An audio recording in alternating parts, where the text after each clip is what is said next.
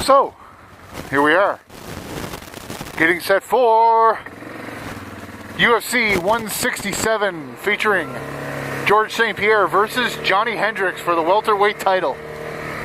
Oh my God. Well, we'll get to that one in a minute.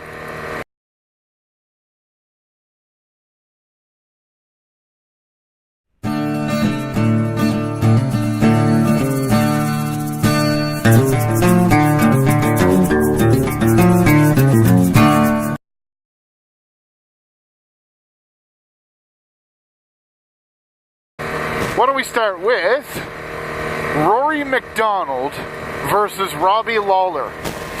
Now this one should be simple arithmetic. For this one I carry the same sort of opinion as I do about the co-main event. It's a sad mismatch. But you might say, what? Or think, yeah, you're probably right. And think of it in terms of the opposite way I do. I think it's a horrible mismatch to put Rory McDonald in the cage with Robbie Lawler.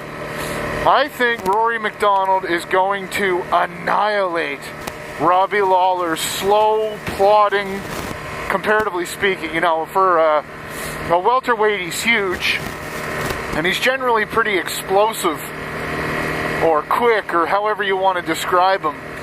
And he's got bombs in his fists. But when you're facing a guy that is the new breed, he is what a mixed martial arts fighter is now. He is the generation that didn't train as a taekwondo artist, or a jiu-jitsu player, or a karateka, or any of that nonsense. He is, through and through, from scratch, a mixed martial artist. Rory McDonald. Everywhere that fight could possibly go, Rory is going to have Robbie Lawler's number. They're going to stand and trade for as long as it takes Robbie Lawler to realize that's a fight he will lose. Rory McDonald will drag him unmercilessly to the ground and proceed to punch his face into hamburger meat. And I see that all going down inside of 2 rounds, probably somewhere around the 3-minute mark in round 2.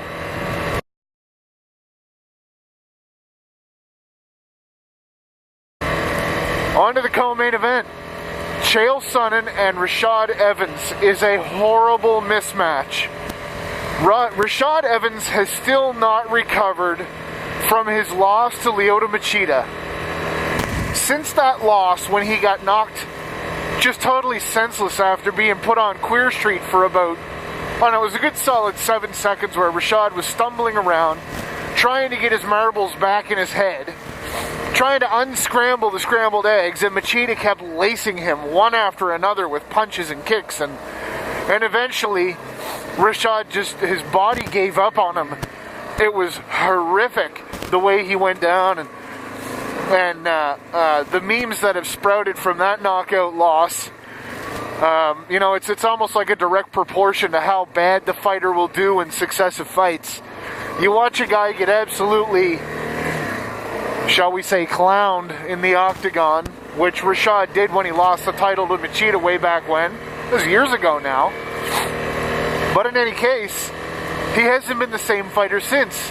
He had a slap tag match against Little Nog. They pawed at each other the entire fight, just sort of testing the waters.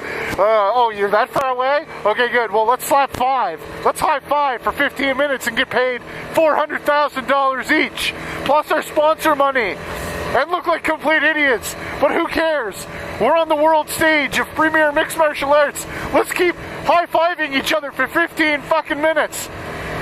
Excuse the language. That fight just, I can't believe those guys can go in there and do that. Neither one of them during that fight showed any desire to get a finish. They were both just surviving. It was ridiculous. And really, like I say, Rashad just hasn't been the same since. Now, Chael, on the other hand, is doing what he always does, ripping through guys like a buzzsaw. For the love of God, I can't even remember his last fight, but I do remember it being a little ridiculous. So we're going to see what happens, but I can guarantee you that Rashad Evans is still going to be gun shy, like a poor little baby, and Chael is going to basically capitalize on that and drag Rashad to the ground over and over again and beat on him for 15 minutes, or until the referee says he's seen enough. But I guarantee you that's gone to a decision, and it's going to be unanimous, a unanimous decision. 30-27, all three judges for Chael P. Sonnen, the People's Champion.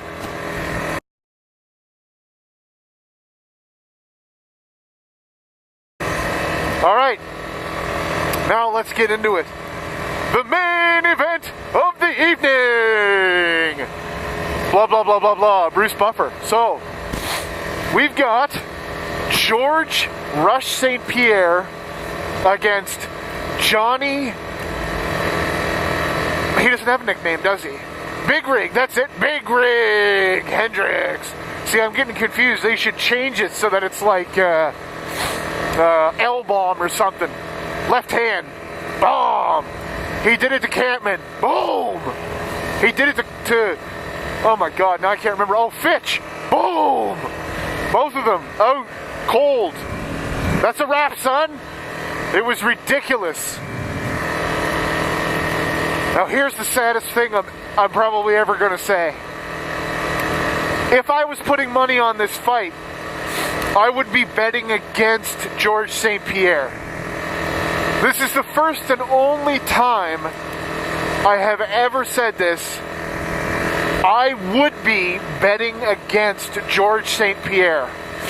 I've replayed this fight in my head over and over and over, thinking about what possible outcome we could see. And the only one I see is George taking a brutal left hand from Big Rig right on the jaw and going nighty-night. And every time I see it happen in the second or third round of that fight, before they get a real serious sweat on, we're going to see them go in there. They're going to try to feel each other out. And I guarantee you the entire first round is going to go by with no more than a couple of high fives, maybe a silly scramble because one of them only half commits for a takedown. And that, my friends, is probably all we're going to see. Second round, they're going to get a little more aggressive. One of them is going to get sloppy and wind up on their back, and I bet you dollars to donuts, it will be Johnny Hendricks. He's going to start trying to take advantage of George's timing, where you see George leaping in and out with things like Superman punches or the fake Superman jab, or basically setting up with leg kicks an opening, or it looks like an opening. He'll leg kick you, and they call them a naked leg kick. It's a leg kick that isn't set up or preempted by any feint or nothing. It's just a naked leg kick. And what he's trying to do is get you to commit to changing levels or throwing, more importantly, a counter punch. But what he does is fool you. He throws the naked leg kick, and as soon as he sees you go to twitch to throw that punch, that counter punch, whatever, it's an overhand left or an overhand right, depending on if you're southpaw or orthodox, and boom, he's on you like you've got no time to breathe. In on a double leg, and you're going flying across the cage, and your back hits the canvas. He's done it time and time again. Other times when he's too slow, he beautifully transitions from a double leg, a power double, over to like a high crotch, turns the corner, and boom, you're on the canvas. And more often than not, he scrambles right into side control. So that's the second round. And he's going to lay there and probably be able to hold Hendricks down for the majority of the round. They might get up with like 30 seconds left and be too exhausted and confused about what just happened, where they just wrestled for 4.5 minutes or whatever through the second round, that neither of them is going to do anything, and they're going to go back to that silly feeling out thing.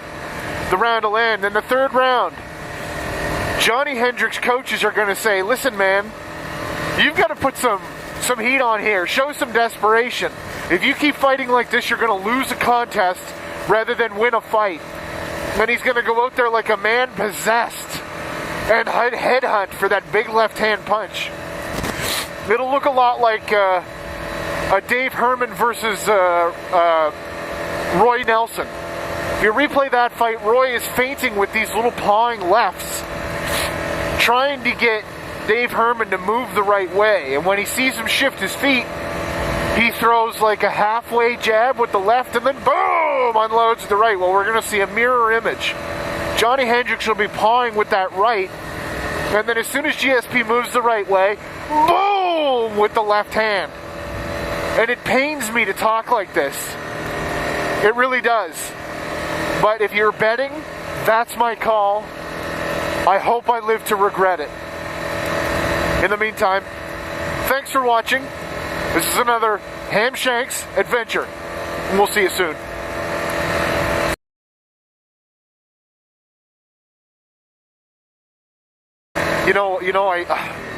I don't know if I can even put that up. How could I do that? How could I do that to George St-Pierre? I owe him my support. You know, whether you're cheering for your national hero, you know, he's the premier mixed martial artist from Canada, or whatever it is, the fact that he's been my favorite fighter for, well, really, I guess, honestly, since he won the title back from Matt Serra. The lead up and everything to that fight where, you know, he completely changed the way that he looks at fighting. He revamped his training, took it more seriously and all this other stuff, and just turned into a monster. Well, can't get in there. I gotta admit, I feel bad picking against him. And the only other way I see this fight turning out is if George is really going to commit to a game plan to keep Johnny Hendricks on his back and hunt for some things like straight arm bars or arm triangles. I think that's George's best chance at winning that fight, is to look for arm triangles and arm bars like a wild animal.